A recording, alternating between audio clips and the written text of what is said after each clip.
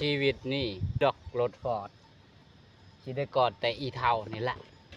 เพราะเราก็หยอดเข่าก่อนฮอดโคบปีมากกับพาครูเฮ็ดให้เฮ็ดนาอีกแล้วบักเทามาพี่น้องวันนี้ก็ปีมากกับพาครูเฮ็ดพาแม่ป้ามาซักเข่าพี่น้องมาซักเข่าแม่ป้าเพิ่นก็ห้องเพลงซักเข่าไปพร้อมห้องเพลงไปพร้อมพี่น้องเอ้ย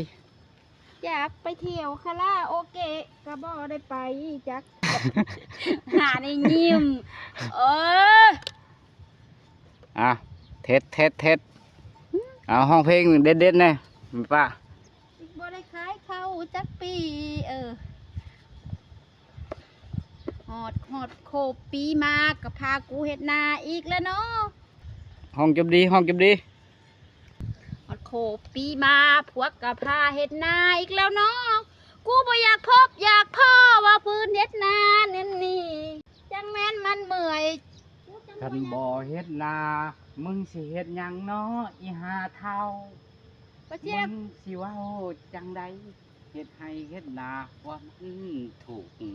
กูเบื่ออีหลีกันเว้าเรื่องเฮ็ดให้เฮ็ดนากูอยากนอนตีอาอยู่เถียงนาจังซี่คันเว้าจังซั่นให้มึงไปนอนอยู่โพนอุ้ยสร้างเว้าคนมึงบ่ให้กูนอนอยู่โพนจังใดไปนอนอยู่โพนกูสิลงไถนาบักหาเรื่องเว้าแต่แนวบ่ดีกูอยากนอนเถียงนาจักบ่อ้าวกูบ่ลงนอนอยู่ทงพุ่นบ่เฮ้ยไปนอนอยู่ทงพุเต้บ่จักบ่เห็นให้หน้ามันถูกเอ้ยยายเฒ่าอันนี้บ่าวจี